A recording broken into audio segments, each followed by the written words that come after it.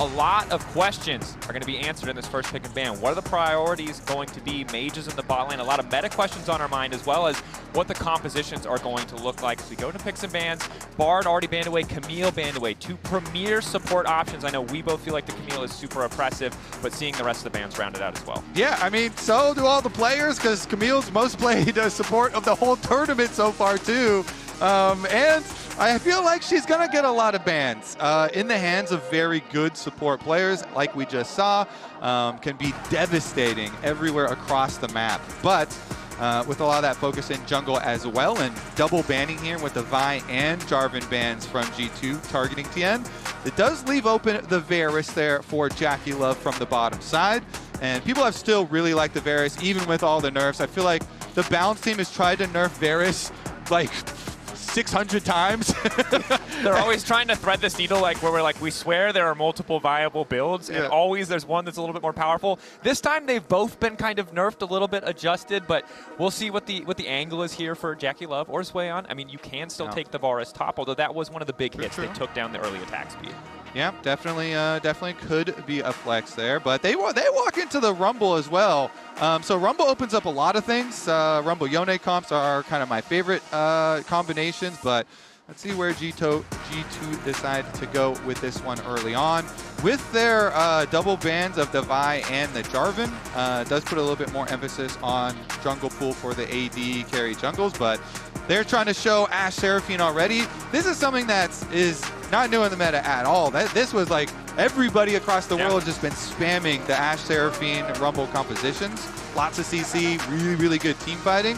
So let's see what TS want to go into it. Nautilus is always a good pick. If you think that your opponents are going to complement that Ashe with the Seraphine, you try and look for some kill pressure towards those low mobility bot lane carries. And if this is what G2 want to round out their first set of picks with, the Seraphine, it's fengyue's most played champion. So locking in the Nautilus here, you have to assume that he feels pretty comfortable navigating the early matchup, the early pressure that duo can put down, and can really bring it back later with these reliable engages. Ambessa picked up two. Look, I really want to see how good ZUIAN can be, because this is one of the picks where he has been so lane dominant. Now, there are a lot of explosive games, and there are some games where he falls short, but this is a champion that really can't style. Good pivot. And a great pivot. See, this is what, like, everyone just expects you to always pair Ashe with the Seraphine to bring it in, but I love this pivot. You see the Ambessa locked in. Braum not only is going to be good into the melee matchup here versus Nautilus for bot lane, but it does make playing those other melee carries much more difficult in the team fights.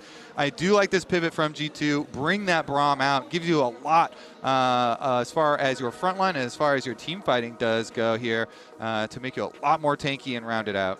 Very, very true. An immense amount of utility coming from the bottom lane. Ashe, of course, so solid at getting active on the map or active in lane early and then using the hawk shot for additional information. But it's not the roaming support for Labrov. It's not one of these picks that's going to get out of bot lane. Maybe a little bit more focus going to be paid to that 2v2 in the bottom side. Well, as we enter the second ban phase, both sides targeting the jungle pool, trying to limit some of the potential options or powerful pairings. Nocturne and Pantheon both hitting the bench. And if Braum is roaming around, Xin loves Braum. So if you could get a Xin with this Braum, and especially if you're banning Trundle, Xin looks really freaking good here for G2. Xin Braum roaming around would be crazy. I don't know at TES what they really want to influence here. If they went this in, then like Lee Sin is still up for Tian. It's sometimes really tricky against the Ashe and the Braum, though, to reliably get that option. So they want to bend it up too. They're like, you know what? All right, Xin would be kind of crazy there with the Braum, so we're going to bend it out as well, especially since you banned out the Trundle. I do like that response from TES, also reading it. Are we going to go for jungle here on 4? Feels like it would make the most sense, but maybe they really do. You highlighted it. SkewMond on such a rise domestically and internationally. Maybe they want to give him full information before he locks in his champion. It's an oldie but a goodie for G. You don't seem convinced. Okay. Carry. There you go. No, I'm convinced. I'm back in. We were like, this guy, captain, playmaker, gonna do some Maokai. Okay, those things don't always don't line up.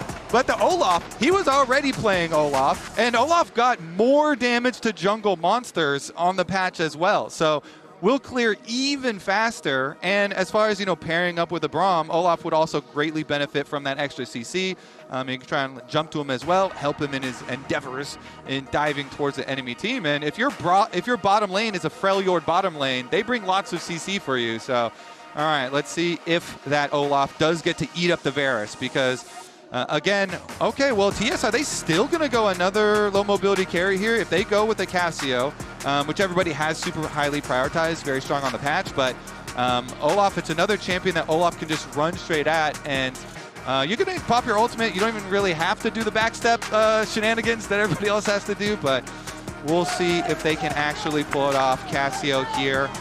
Maybe just feeling like the last remaining strong blind for the mid lane match, but immediate LeBlanc response coming in from Caps. And this is a champion that, again, for the Varus in the back line, potentially for the Naafiri, if she burns the intangible or untargetable effect a little bit too quickly, can do a lot of work in the mid game. Definitely can. I mean, LeBlanc, so you are playing into a Nautilus, so you have to be a little bit respectful when, later on in the game you're trying to go for some of your poke plays. But I mean, it does mean your mid jungle is also pretty scary in skirmishes, because LeBlanc can set up Olaf for ganks very, very well with distortion, with the chain. So not only can SkewMond play off his bottom lane, but he could also play off his mid lane matchup there, play around Caps for sure. So for TES here, all right. Honestly, I do like what G2 brought with a lot of the answers, the pivot into the Braum, and then bringing the carry there for SkewMond and throwing down the LeBlanc. However, TES, they have very high priority meta champions at their disposal, especially these solo lanes with the Cassio, with the Ambessa. That they do. Eyes on those individual players, see how they adjust coming into the international stage, and if the answers that G2 have cooked up, if the adaptations they've made to shut down some of these picks, things like LeBlanc, the priority on the Braum, over maybe something like the Seraphine, does pay off for them as we get ready to load into game one of this best-of-5 series. Now it is double elimination, but for both of these lineups, hovering just outside the perceived top 3 of the tournament, winning here suddenly puts you back in that conversation of trophy contender. A loss here, on the other hand, kind of immediately excludes you. Yeah, I mean, it's so early in the main stage. We're just day one of the main stage, and yet already, like you're saying, you are playing one of the teams that's basically been power ranked right next to you at this tournament. And so it feels like there's a lot of weight behind this matchup here. And let's see how it does go early on. Does get the Noxious Blast to hit this time around here for Creme, so that's quite nice for him. Gets another Noxious Blast to hit here, so good little trades already here. Third one, Draco. He's hitting a lot of them. Every single one. That's some good trading. And I think it's important when you look at the history of these two teams playing against each other. Creme improving individually is a big part of why TES were able to triumph last year. Because remember, he was kind of the AD mids guy, implemented mages a lot last year, and we finally saw that come to fruition in that series versus G2 especially. And now he really is a jack of all trades, but a guy who's honestly pretty much just locked in on playing meta picks as opposed to the Tristanas and Yones of old. Yeah, I mean, honestly, I actually love players that have like smaller champion pools and play a very specific style more, but it is beneficial. Now Creme is assimilated into playing all the control mages and all the meta stuff now. He probably in this in this best of 5, there's a decent chance that he still pulls out the Akali or the Yone or something. But I'd love to see it. Yeah, sure. he has fully assimilated into all the primary picks. Another player who is no stranger to the pick that they're picking up at the very least is JackeyLove. 83 and 30, most played champion. So might be nerfed to the meta, but it's looking pretty good thus far as we see a quick initial trade. Already getting the flash out of Hansama, a nice look for TES. And Dracos, this is with the TES having their jungle pathing bottom lane. So that's a very good trade of summoner spells there. Nothing left on Hansama now. No cleanse, no flash. They go for another hook, but will be blocked up there by Labrov. But again, the Naafiri is pathing down to the bottom side. Hansama in trouble. Getting too low here. The Braum needs a bit of time early on, right? The concussive blows. Unbreakable does a bit of work, but got to respect the Naafiri for now, though. Tian still focused on just keeping up in terms of jungle clear. Oh, Cap's going to be able to pull the wave a little bit here. As Creme's going back for his purchase, will teleport right back out to lane. And he's going to teleport closer to the crab to ensure Tian guaranteed gets this. His bot lane had push. Teleport from his mid lane right back out too. But it does mean Caps, look at a lot of minions are dying there in mid lane, straight into the front of this turret now. So Creme's going to arrive now, but Caps should be able to pick up a few more CS and continue to increase that CS lead a little bit. And one thing we're going to have to keep our eyes on is if bottom lane remains so heavily in favor of TES in terms of push priority, because we both know how important that can be for the jungle matchup. But hold that thought. SkewMond moving in with the ethereal chains missing. Creme, clean movement to deny this. Going back in for a bit of extra poke. Keeping it going. Keep in mind, fengyue is over the wall. Caps going for a little bit of a longer trade. Now he's going to dash back, but he's grounded. A solo kill. Caps didn't need to go back in. Maybe wanted to save the wave, and Creme grabbing first blood. I mean, Creme is 1v2, both of them. He's made SkewMond run all the way for the hills too. fengyue and Tian are on the way. And you saw in the mini-map, them walking up, following the path of SkewMond before. Why Creme had so much confidence. He's like, okay, fine, Tian. Can't get it. All right. One of the things that's so irritating about the Naafiri, right? She just can get out of so many counter jungle scenarios. There's no real opportunity for G2 to punish. Yeah. The little dog children are going to block skill shots for you. You got plenty of mobility. Puppies, maybe? the dog?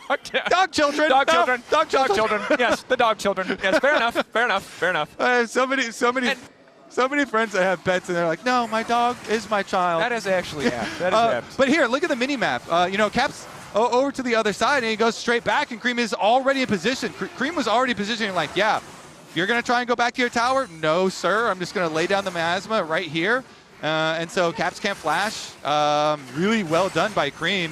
He fought off the Olaf, and then he able to go aggressively position towards Caps' tower. Topside.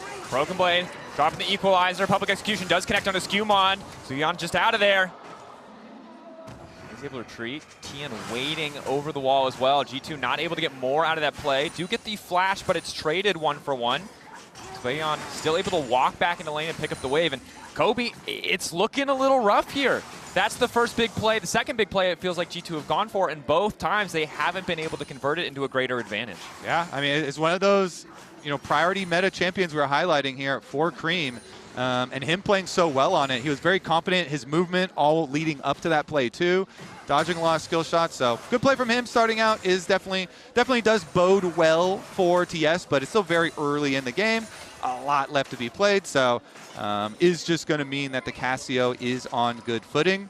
And you're going to be able to play around a very consistent and reliable AP kind of machine gun source of good DPS. And sometimes that can be very problematic for an Olaf. If you get behind the race for how much offensive pressure you can put out versus how much offensive pressure the people you're trying to run down can put out, if they can just burn you down while you're trying to run in, it completely changes the look of the champion. So we'll keep track of that, but definitely not going to fully divert the course of this game just quite yet.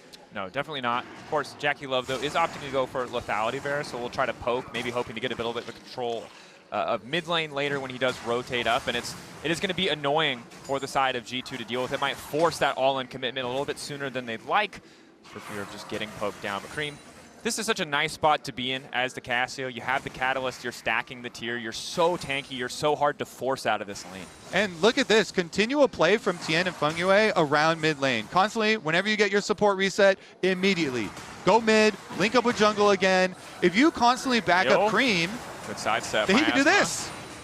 It's a good call, and Caps just lucky we're not a minute later in the game and that's a level 6 Nautilus, or it would have been a dead LeBlanc.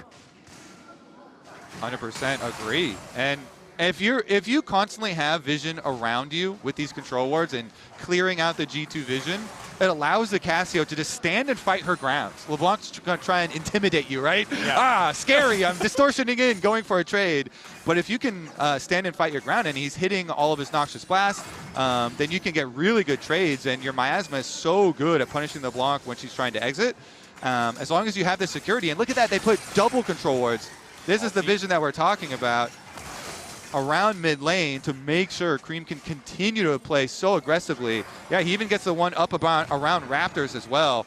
So this Cassio can definitely stand and fight whenever the LeBlanc even tries to trade. And Creme really building so much this initial advantage himself when Caps kind of overstepped on that first trade. But the good news for TES is all that investment around mid lane hasn't come at the cost of losing somewhere else on the map. Bot lane still trading relatively even. It's a push back and forth in terms of prio. A similar story topside. So it's not like G2 has their own really strong lane to play around to balance out what is Creme very steadily ramping up this gold lead in mid. Yeah, so in that case, when you don't, then you say you go for trades. Yep. They're like, okay, you guys are going top side for grubs. Let's go bottom side for the dragon here.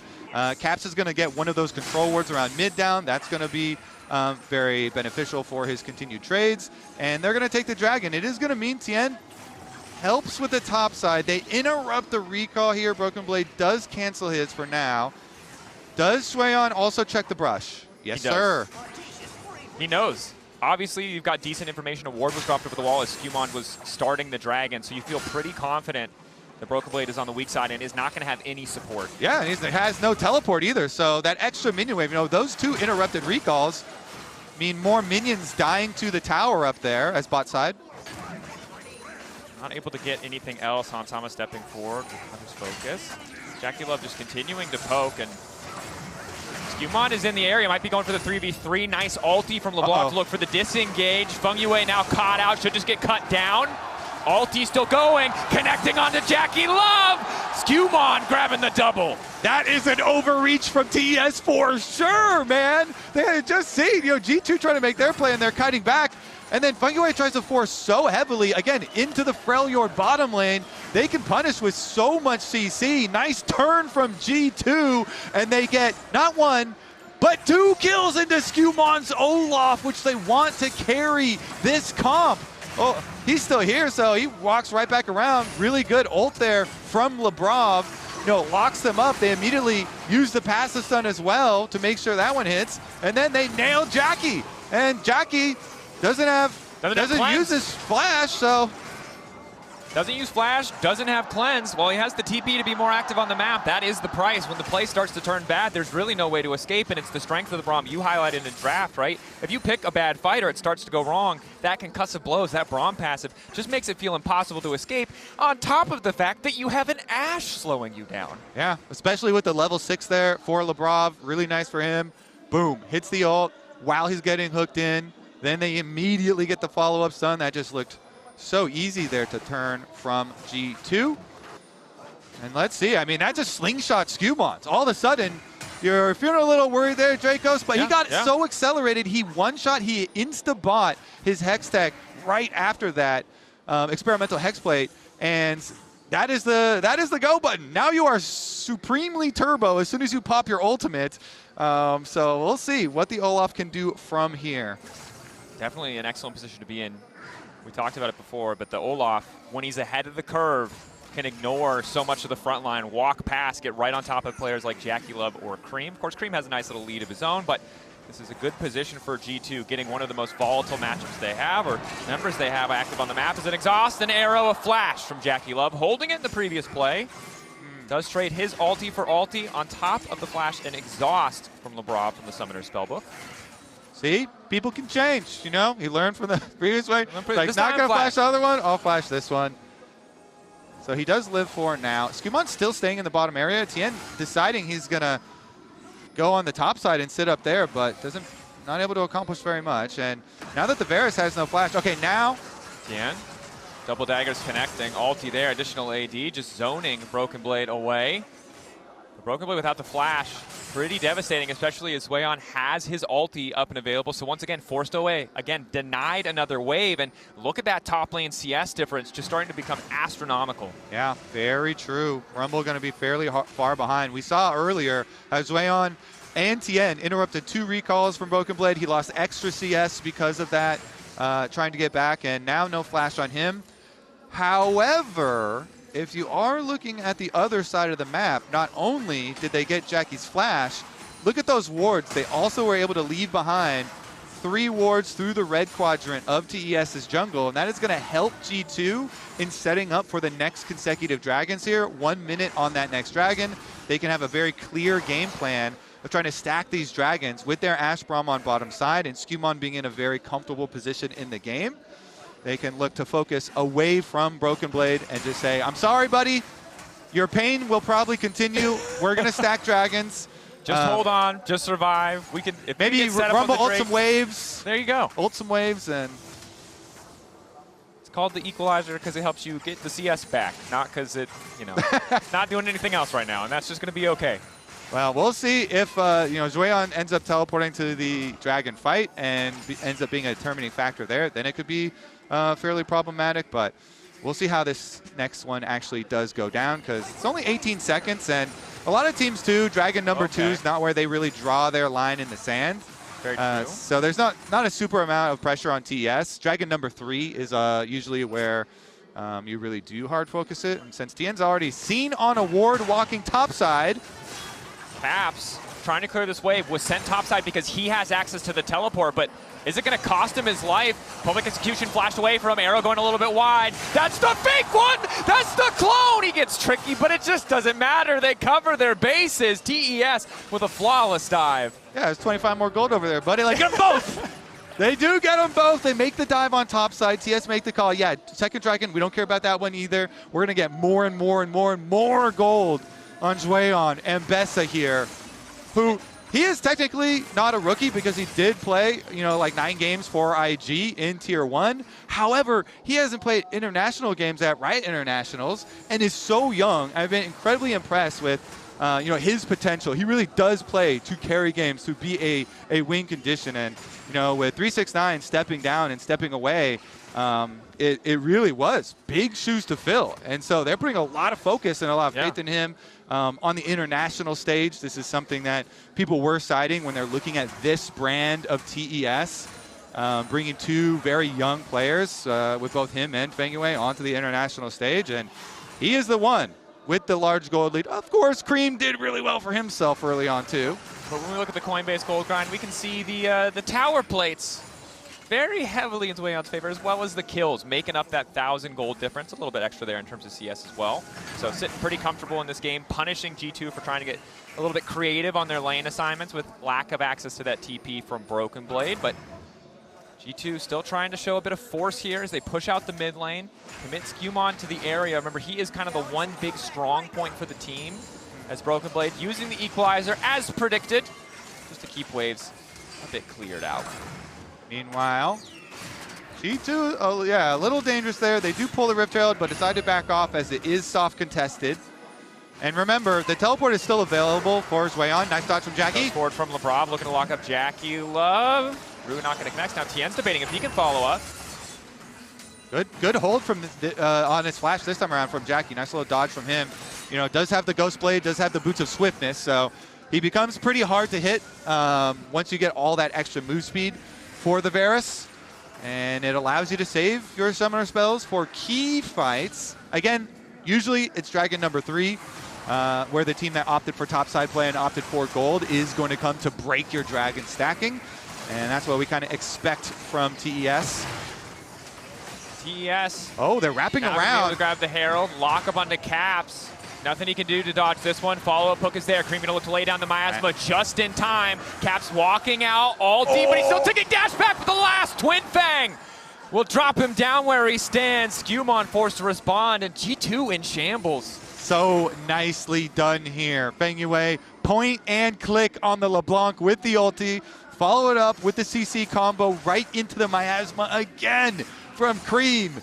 And he fires off the ulti with the AoE, even though you're going into LeBlanc passive with the clone. Enough damage to finish it off. Just really nicely layered there. And TES have just picked apart this LeBlanc pick.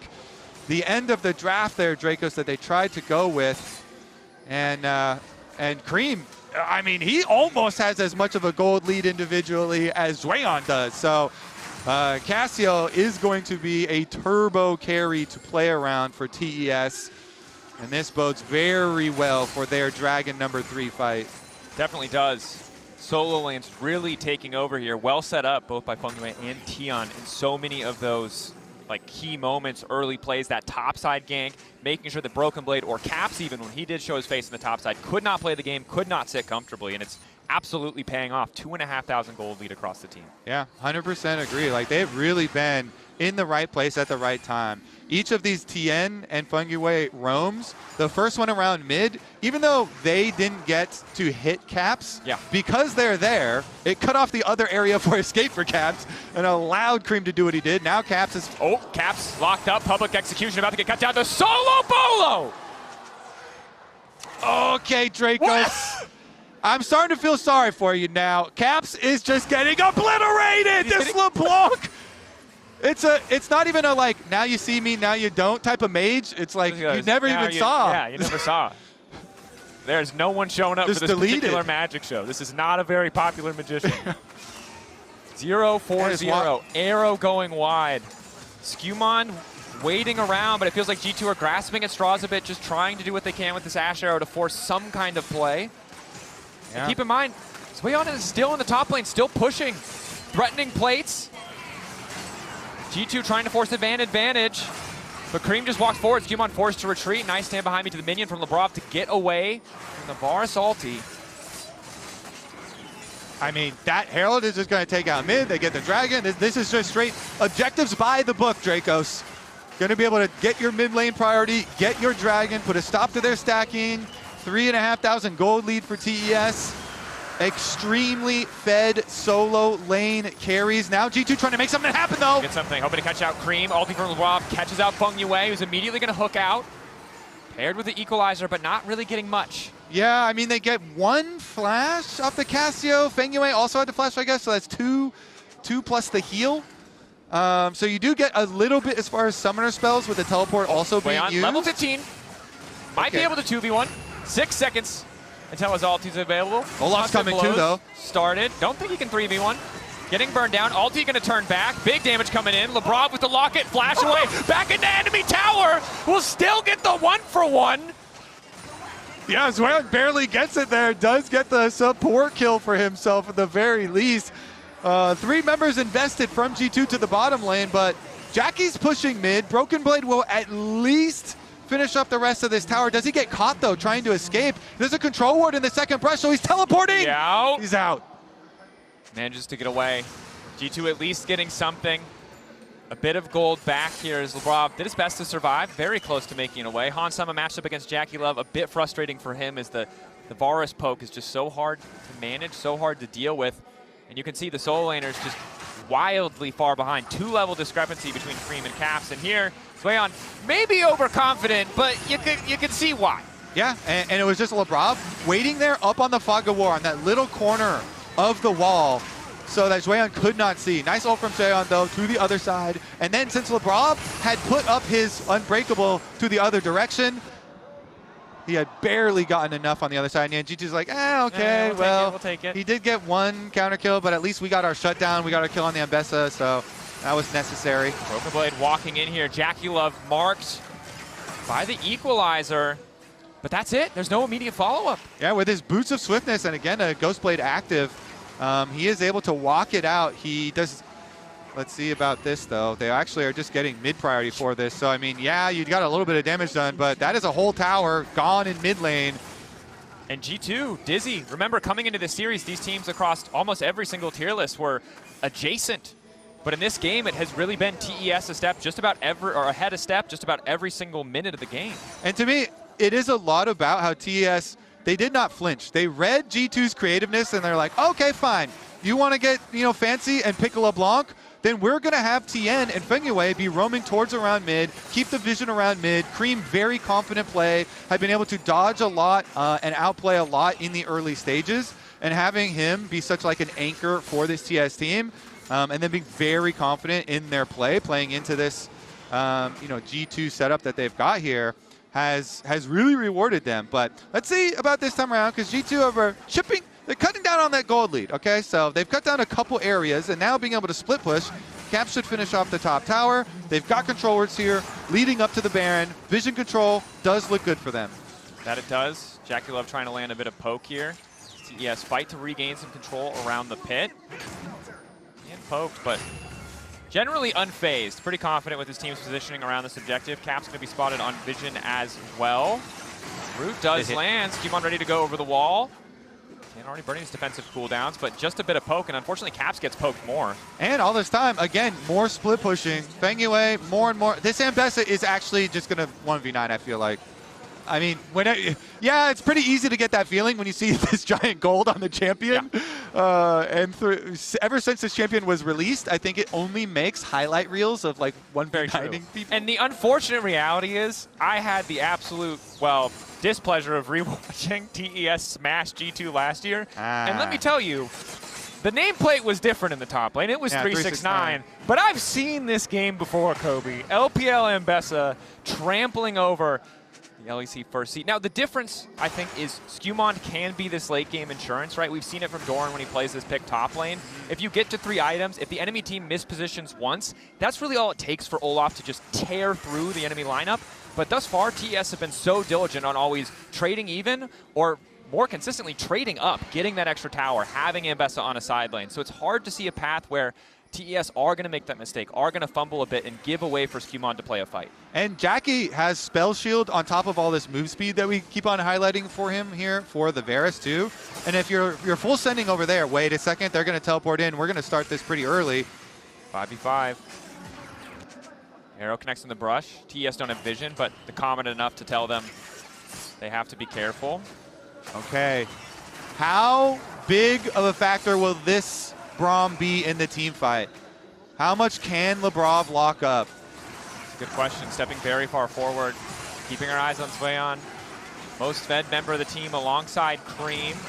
Public execution, crucial. Objective getting lower and lower. Labrov locked up. Ulti combo is good. JackeyLove now in trouble as SkewMond starts to tear through the back line. Immediate fall coming from Caps. ZUIAN a little bit dizzy. Caught in the midst of 3 members of G2, but manages to find an initial way out. SkewMond living for far too long. Labrov going forward. Multiple members locked up. BrokenBlade wants revenge for the laning phase, but ZUIAN refuses to fall. The Dragon dropped in favor of TES, but the fight goes to G2. Oh, it's so close here too in the aftermath.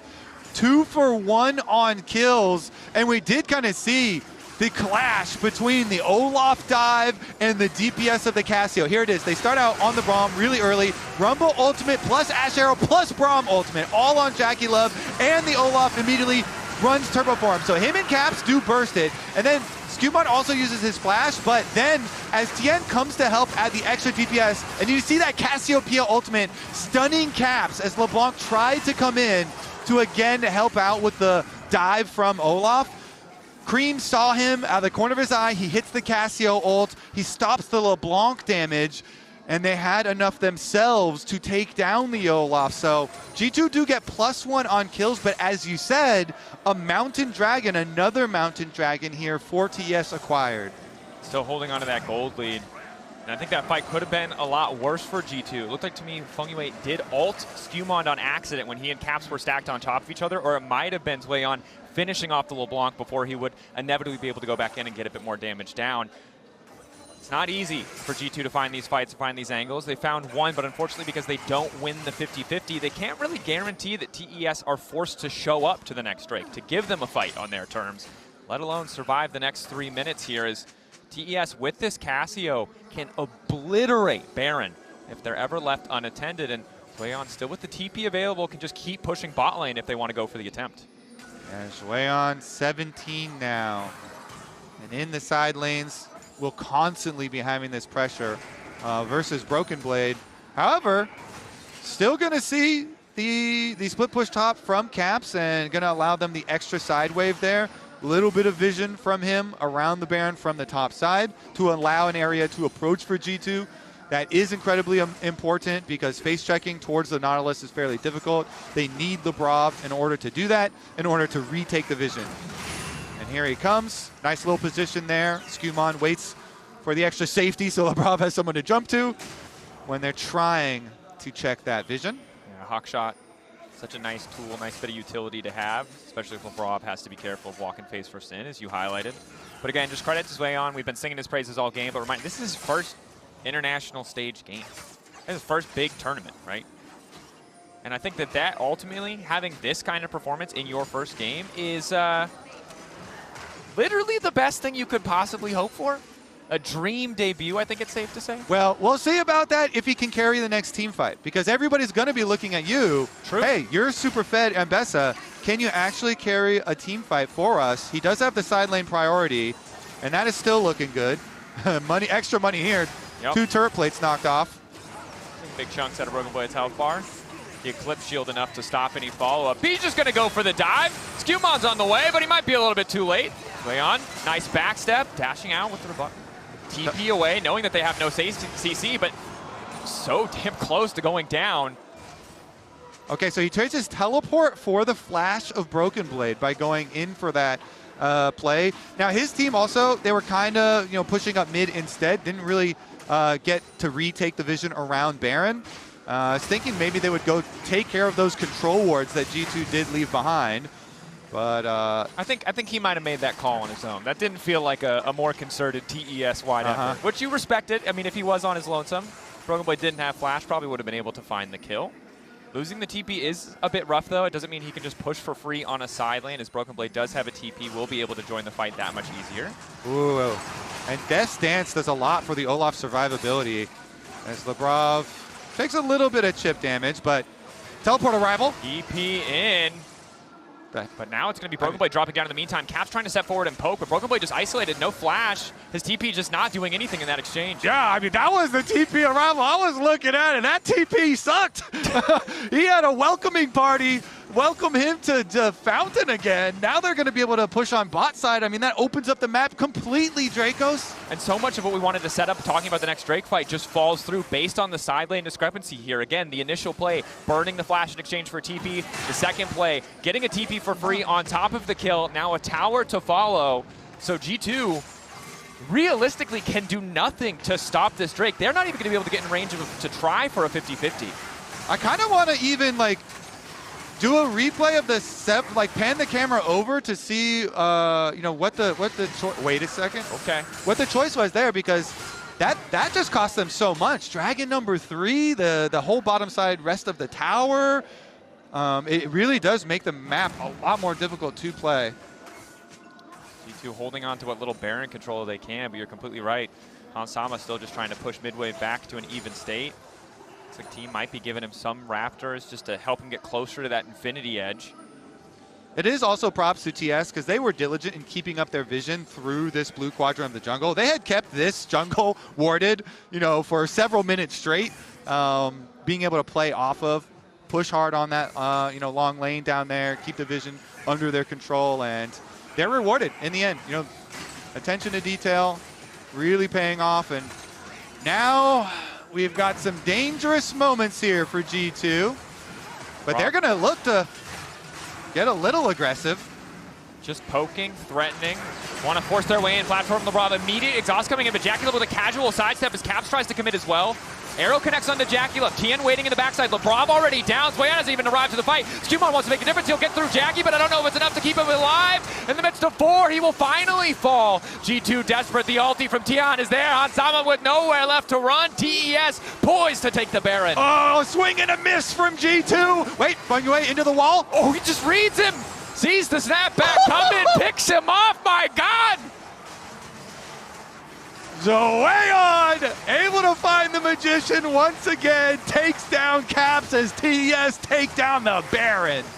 Incredibly dominant performance from TES. It feels like they've had G2's number from minute 1. The top lane advantages, the mid lane advantages. Tian and fengyue absolutely everywhere on the map. The only person suffering anywhere on this lineup is JackeyLove. And when he sees how far ahead his team is, I don't think he minds. And it is so impressive from this team. We talked about it earlier, but 369 stepping back, ZUIAN coming in with big shoes to fill. And he has been aggressive all the way. Labrov, he's messing around in the wrong side of town. That's not your jungle anymore, buddy. They're already coming out. Sidesteps one of the double daggers, but ZUIAN there to finish the kill. And that's pretty devastating. 37 seconds on the Braum. Only going to make that Red Bull Baron power play that much more devastating. But it starts wrong for G2, and it does not get better. Labrov went for the swing and the miss, but then they still had to go for the play anyway. So SkewMond says, fine, I'm going to make the best of a bad situation. He goes in. He still is able to delete JackeyLove, but the rest of TS team can just turn all their damage on him. Best CC, of course, ending in death. And then here, Caps tries to get a little something back for the play.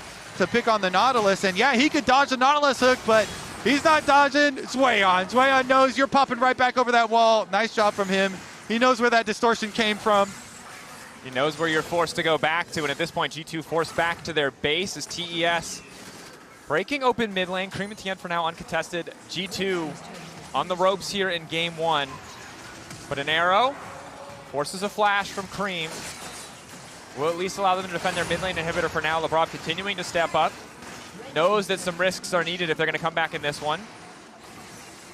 Cap's really playing with fire here. Tian does a lot of damage at 3 items.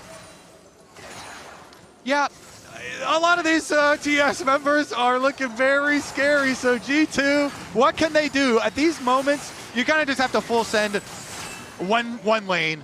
Choose one lane and just go. I mean, ZUIAN does have a Guardian Angel, but... Ulti, hoping that they can proc the GA, but the rest of TES now trying to cover. Ulti down onto Caps, they spot him, recalling onto the distortion. Immediate fall now coming from Creme. Miasma laid down. ZUIAN still alive, still on a rampage, still tearing through all of G2 as Caps tries desperately to hold the line, but it is not enough in the face of TES. 10,000 gold in the lead, 16 kills to 8. Caps can dance, dip, duck, dive, dodge all he wants, but he's dead just as the rest of his team is. TES first blood in this series against G2. Woo, taking care of business here. TES and ZUIAN, welcome to the international stage here. Ooh, all right, tournament in the first game, we're looking good.